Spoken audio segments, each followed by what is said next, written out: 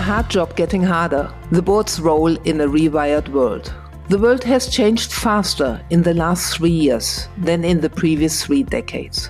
Geopolitical fractures, AI disruption, the collapse of institutional trust, rising nationalism are all contributing to an unprecedented landscape board of directors are navigating. So what separates the board that govern with confidence from those that are simply reacting, and very often too late?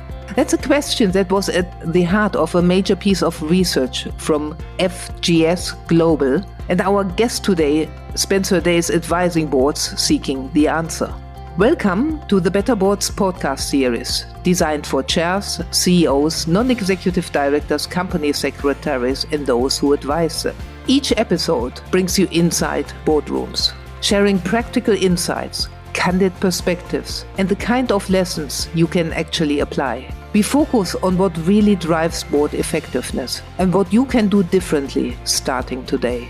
I'm Dr. Sabine Dembkowski, founder and managing partner of Better Boards. We work with some of the most ambitious organizations to strengthen their boards, because better boards lead to better decisions. Our approach combines evidence-based board evaluations with tailored development programs, supported by an innovative digital platform that helps boards continuously improve. If you are thinking about how to take your board to the next level, you are in the right place, and we would be delighted to continue the conversation with you far beyond this podcast.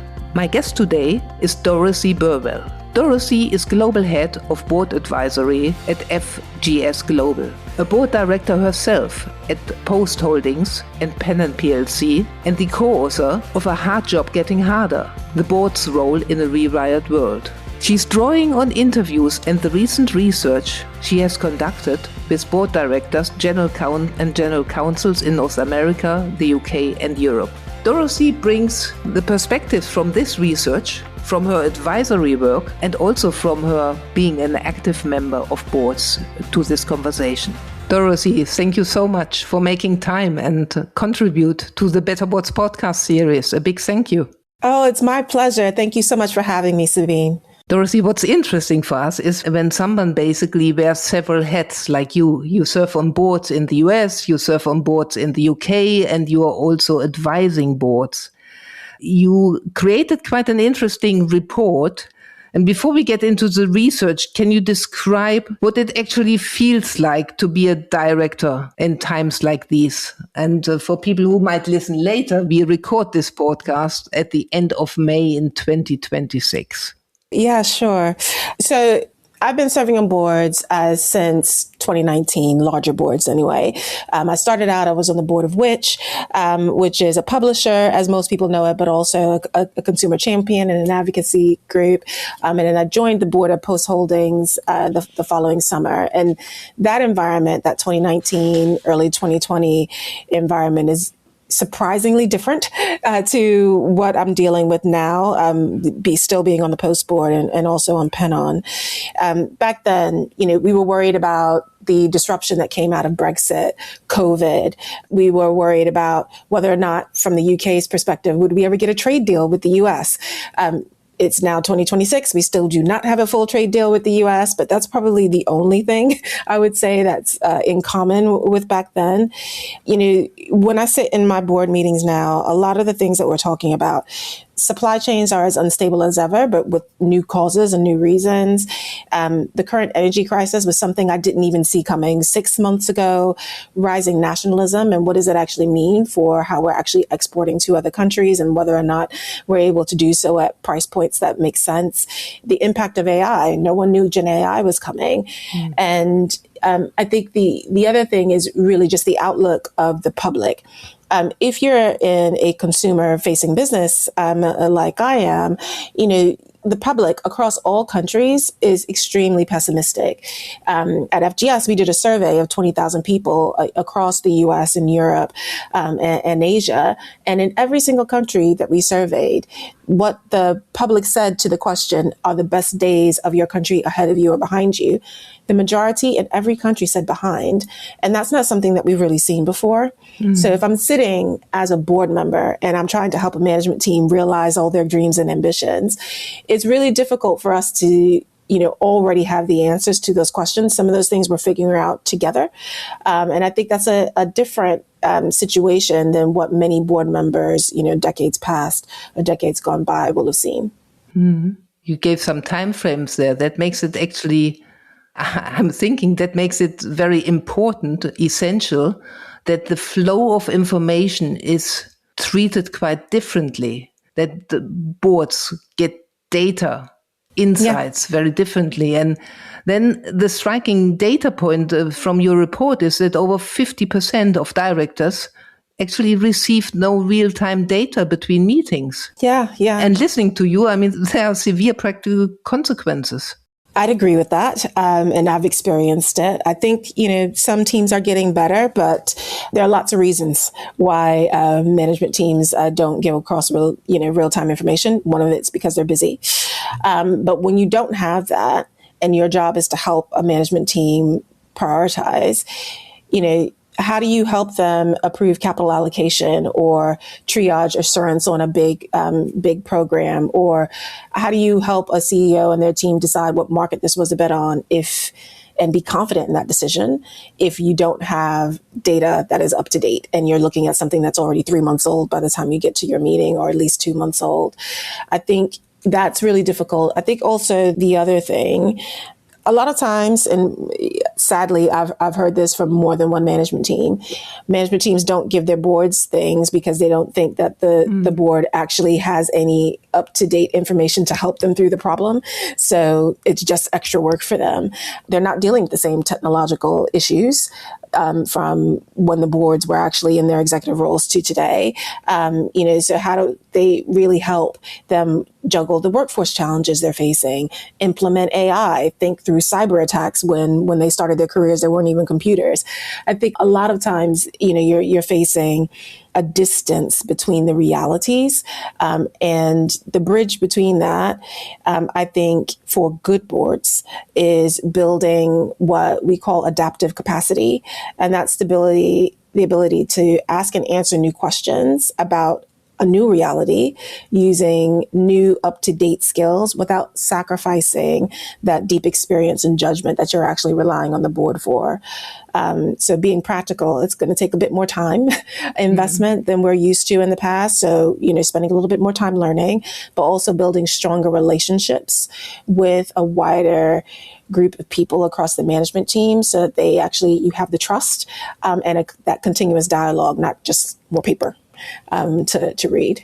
So you are advocating more stronger relationships, more conversations in between board meetings. In between board meetings, but that doesn't mean more meetings per se. That just means we need to have more of a natural flow of information.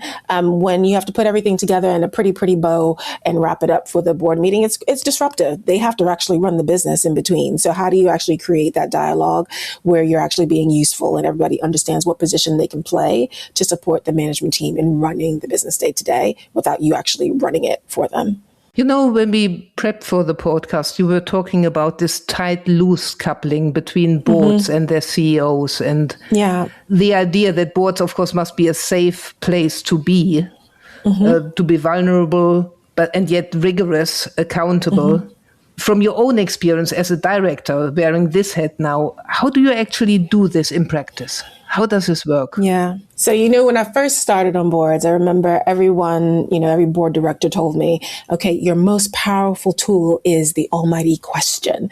You're not supposed to, stick your nose in, but keep your fingers out. You don't want to meddle in the business. And I believe in all of that because, if the board meeting feels like an inquisition, if the CEO feels like they're constantly being questioned in a more sinister way, they get into a defensive posture and they withhold information.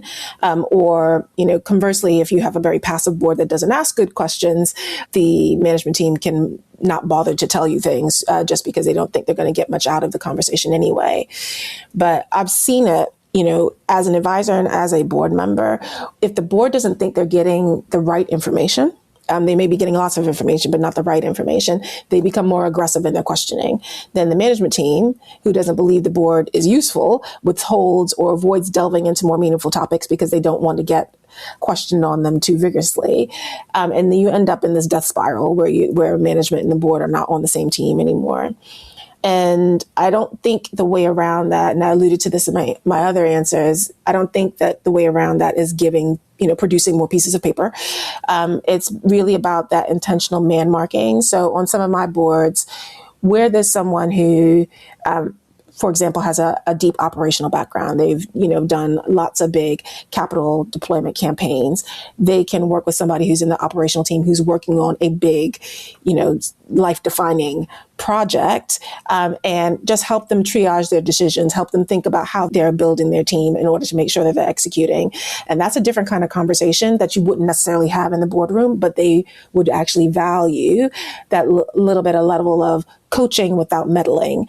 And that's how you actually build that relationship. And when it comes down to it, when something does go wrong or something does require the board to be able to, roll up their sleeves and get a little bit more involved, everybody knows not to ask 20 questions and distract people from getting, righting the ship, so to speak, but they know exactly where they can play to be helpful. So I'll give you an example. One of my boards is in a regulated industry. If something goes wrong operationally, the management team is going to be, elbow deep in just trying to get things fixed. What can the board do in that context? Yes, we need to be updated. We need to actually know that people are on top of things, and we do have to ask questions. But there's some other things that could be done that would help the management team keep their eye on the ball, where you're actually dealing with external parties who just actually want to know that the governance traps are being run. Mm-hmm. So if you're in a regulated business, do you actually have history with the regulator? So you can say, these are the things that management is focused on. They will meet with you at X time, but I'm here to reassure you about this. Is it the chairman talking to shareholders who have questions so that the CEO can actually continue to do other things? But where are the places in which we can play, in which we are uniquely qualified to actually be useful so that management can keep going, and the shareholders and other stakeholders are reassured that we are on top of it, but at the same time, management still feels like they are in control of their own destiny. Sounds so easy, doesn't it? It sounds easy. It's incredibly difficult when emotions get involved, but we can but hope.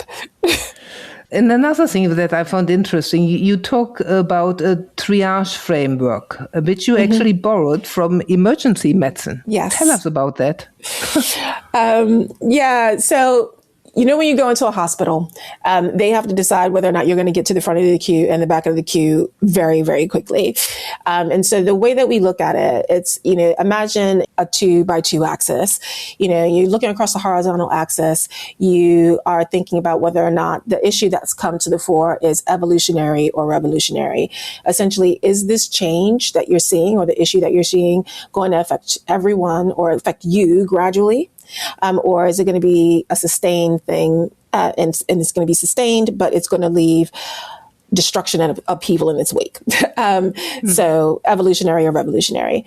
On the vertical axis, you would say, is this going to be uniform or is it going to be fragmented? So is it going to impact everybody in the same way, or is it going to significantly expose myself or others very specifically and not necessarily other competitors? So when you put that on an axis, you understand, well, what do I need to monitor? So this is how we used to view foreign elections once upon a time. This is a situation that's not going to impact me right away, but I need to keep my eye on it, and I'll figure out if I can do something about it in 2-3 years' time. Is it a constant condition that we need to treat over time? So shifts in customer demographics would fall into a category like this. It's definitely something we need to do something about, but it's not necessarily something that we're going to change the whole business model over. Is it a situation where we need to adapt our ways of working? And I think for most businesses, generative AI falls into this category. We definitely need to be making changes, but we're not going to, completely shift the entire business. This is something that we're going to be building in over the next couple of years. Or is it something that we need to react to? And I would say the most relevant thing today is airlines and the current energy crisis. They have to react right now because this is something that's actually going to impact whether or not they're going to be profitable at the end of the year. So the reason why we say that the matrix is helpful for a board is because our biggest job is to help management prioritize. Where are you actually putting capital and other resources? And do we think this is going to be in the best interest of our shareholders and other stakeholders? A lot of times we can get into very interesting intellectual discussions, but we don't actually help management figure out, of the 10 priorities, which one needs to float to the top. By having this 2x2 matrix of a lot of big meaty issues that are happening externally, it helps us to separate the wheat from the chaff and say, okay, some of this is noise that is going to be here, but we really can't run our business on the basis of this. And some of this are things that we need to deal with today. And I think that helps create an environment in which we're talking about the important stuff and not just having a long-winded conversation where there actually aren't solutions. I mean, all of this, what you said, requires that you actually do things differently. And that means you need to learn, but it also means you need to unlearn. You need to stop doing things. And yes. For successful people, this is actually a very hard thing to do because, of course, automatically you do what you've always done. And in your system, you basically know it has always worked. But the environment, what we talk about here now, is so, so different. So if you keep on doing what you've always done, you probably do not get the same result as you got in the past. Yeah. I think the key about unlearning is curiosity. We need to retain that natural curiosity that we had when we first started in our careers and be curious enough to question whether or not the assumptions that we have based upon our experience still hold true in the current environment. Have the patterns changed? That I have relied on such that I can no longer make a decision, based upon the same inputs? Or has the social contract changed with the government or society? And so therefore we can't assume the same things. People in 2020 figured that out when society woke up injustice and inequity. Today we're going to have a different way of looking at that because, with the use of energy and AI and a lot of people being worried about whether or not their children coming out of college are going to get jobs. There are lots of different things that we didn't think about 20 years ago that we now need to factor in and need to be able to unlearn as directors. And I don't think there's anything bad about that.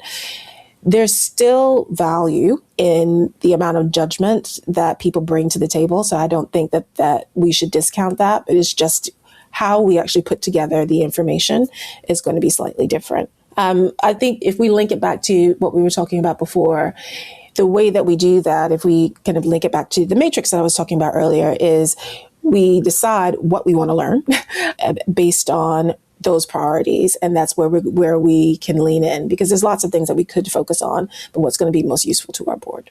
So let's say a director is listening now to this podcast and says, oh gosh, lots of ideas sound all quite right, but it's actually difficult to do. Yeah. So what would you tell them? What is the one thing they should do differently in their next board meeting based on what we discussed? What would you tell them?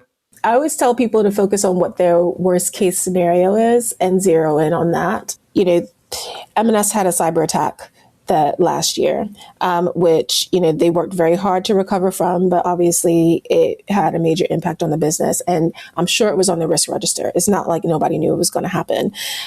But, there were a lot of things that they will admit that they did not know or have answers to or processes for at that particular time. Running a business without any access to computers is quite difficult when you run the tens of thousands of stores.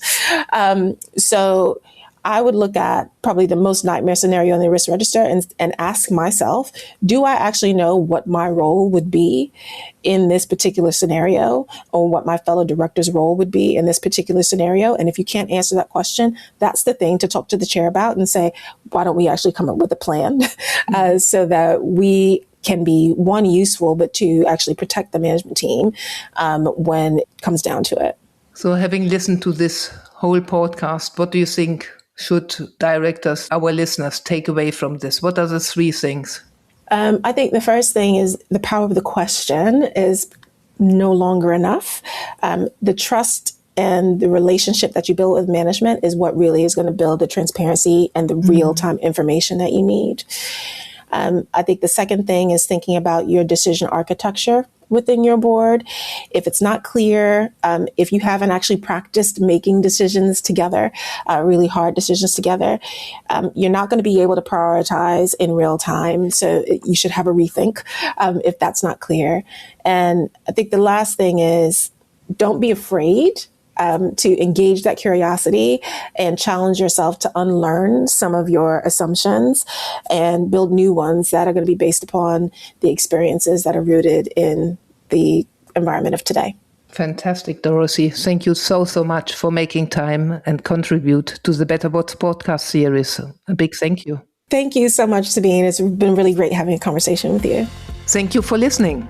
If you have any questions, if you would like to get in touch with our podcast guest, if you would like to hear more about the work we do with boards, reach out. There are real people behind this podcast. It isn't done by AI, and there are no robots in the background. So reach out to us. You can best reach us at info@better-boards.com. Thank you for listening.